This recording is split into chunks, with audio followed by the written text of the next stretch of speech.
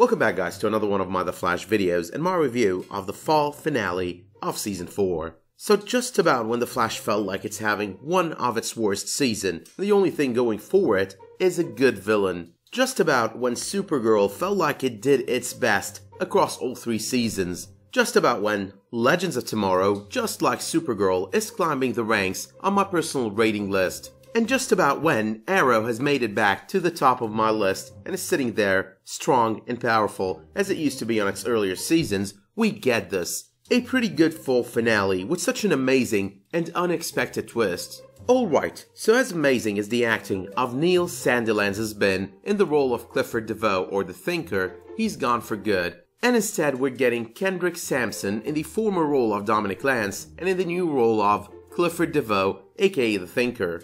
I really liked how he explained this entire process. His entire plan is being reborn, just like Barry was earlier this season. So as of the end of the fall finale, Clifford DeVoe is no more this wheelchair-bound, extremely smart enemy of Barry Allen's that we thought he was gonna be for the rest of the season. Instead of just being extremely smart yet crippled, he's now able to move around and exact his plan, something he calls the Enlightenment. And while Dominic's use of the word enlightenment there sounded pretty fancy, it does sound as well like it's something that's gonna be extremely evil, and one that is gonna turn Central City upside down, and not in a good way. Now I'm not sure if Dominic over here or the new Clifford DeVoe is gonna go all mind control all over Central City, but one thing I'm almost certain of is that Dominic maintained his set of powers even after becoming Clifford DeVoe. Now I personally believe that Clifford DeVoe's statements about Dominic's powers making him the most suitable to be the new host of Clifford DeVoe's brain has to do with one of 2 things.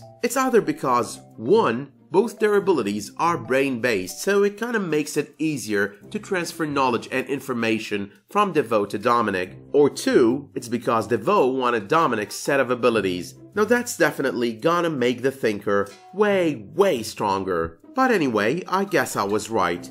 On a theory video that I posted about the Reverse Flash right after last week's crossover event, I stated that Clifford DeVoe could probably frame Barry by faking his own death. And that is pretty much what he went for. I'm guessing what tipped me off to the fact that this might be something that would happen this season is the conversation Clifford and Marliese DeVoe had at the end of episode 7. In a nutshell, it was pretty clear that he made his peace with death. She tells him that his body is dying, that the chair can't keep up with it, and he tells her that it's gonna survive enough to affect their plans. And while I thought that the whole thing with DeVoe framing Barry Allen for his murder would come later on down the road this season, it did happen way too early. But now that we've got this twist, we've watched it, the episode is over, I'm sitting here and hoping that Kendrick Sampson pulls as good a role as Neil Sandilands did over the course of the first 7 to 8 episodes. But speaking of all the other little details on this episode, number 1, the knife that was gifted to Barry Allen early on during the events of this episode.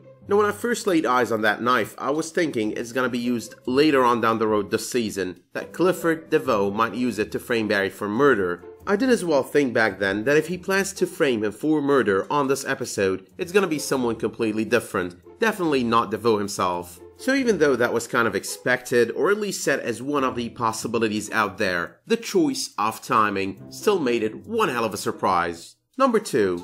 Ralph Dibny, he's still the comic relief of Season 4 of The Flash. While Cisco is still funny, and Harrison Wells is still funny as well, they did tone it a little bit down with them in order to make Ralph Dibny shine in his role as a comic relief. There were just a lot of hilarious scenes when it comes to him on this episode, including that one deleted scene that we watched on YouTube over the past couple of days. My favorite one though was him going through that Vibe portal, then coming back in order to flirt with Amunet Black. Now that was just hilarious. But while we are on the subject of Amunet Black, number 3. Now I am a huge fan of Battlestar Galactica, the 2004 series. Now that in return means that I'm a big fan of Captain Starbuck, which means that I'm also a fan of the actress portraying the role, who in return happens to be Katie Sackhoff, the very same actress portraying the role of Amunet Black, aka the Blacksmith. And I do love everything she brings to the role, the voice, the accent, and the attitude. She's American, so that's not really her accent, and that's not really how she always sounds. So she is pretty much putting in a lot of effort to bring out this role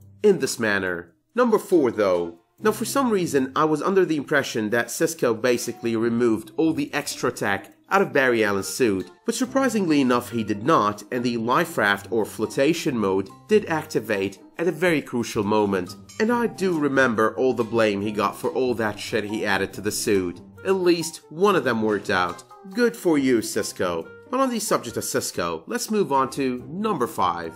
Let's take a moment to talk about Brainstorm, the very name that Cisco gave Dominic Lance during that Christmas party. Now while that might have sounded like something Cisco made up on the fly, like in passing, he does actually have a history in DC Comics. So prior to the New 52 DC reboot, other individuals other than Dominic Lance did hold the title of Brainstorm, and back then Brainstorm was known to be a villain who was usually in conflict with Superman and the Justice League. But when things got rebooted with the New 52, we got a new Brainstorm in the character of Dominic Lance. And instead of his animosity being directed towards the Justice League and Superman, it became directed towards Michael Holt, aka Mr. Terrific. But here is the twist though. This version of Brainstorm was basically a scientist working on downloading intellect into machines. But then an accident happened, one that allowed him to transfer that intellect into himself. So based on all of that, I think what the Flash is doing here is give us a mashup of two major comic book villains with similar abilities. I think that was kind of my biggest surprise there, because the villain of the season seems to be no more the Thinker, but rather the Thinker / Brainstorm. Number 6. So I've already talked about Cisco naming Dominic Brainstorm, I've also talked about flotation mode, but we're missing one thing, and that would be the breakup cube that turned out to be a sex cube. Now as far as funny moments go, and even though Ralph Dibny is basically becoming the main comic relief on The Flash, I just think that this moment was the funniest on this episode. And just because how awkward that situation turned out to be, I thought it was worth a mention on this video. But finally though, number 7. So it happened. Finally, someone told Iris she is the problem. But of course that happened so she could prove that she is the best and the smartest and the most selfless of all of them. Now I'm not really sure if the writers think they would sound feminist or something when they write that kind of nonsensical stuff. But it is nonsensical, and I'm expecting the comments of the "you're a hater, you're a racist, you're a sexist" kind. But however, you don't see me complaining about Kara Zor-El, you don't see me complaining about Alex Danvers, you do not see me complaining about Sarah Lance or Dinah Drake or Amaya Jiwi or Mari McCabe or Zari Tomaz. So no, I'm not being a sexist or a racist or all of that shit stuff. I'm just saying the whole arc does not make sense.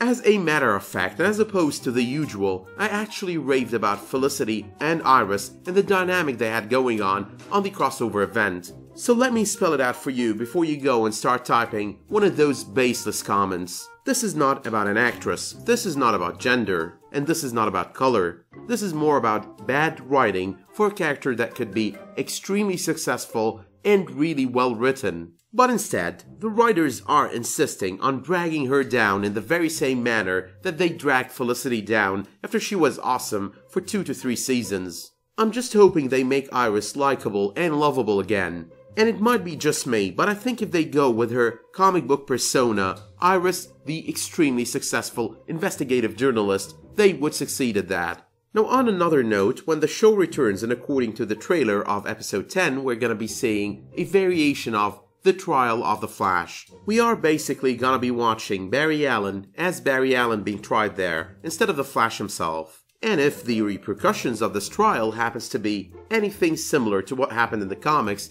then I expect that Don Allen Easter egg is gonna pay off pretty soon. What I'm thinking here is that Barry, along with Iris, or at least Barry alone, is gonna have to run to the future. And that is exactly where and when I think he's gonna be surprised to meet his daughter, Don Allen. But with that being said, I don't really have much more to say on this episode, for the time being at least. So let me know in the comments what you thought of this episode. What did you think of that Brainstorm Thinker twist? Do you think that Don Allen Easter egg from the crossover might pay off pretty soon and on this season? Now you could let me know as well if you like the content of this video by dropping it a much appreciated like. And remember, it is also much appreciated if you subscribe as well and enable notifications for my future videos. But until I see you next time, thank you all for watching, have a good one.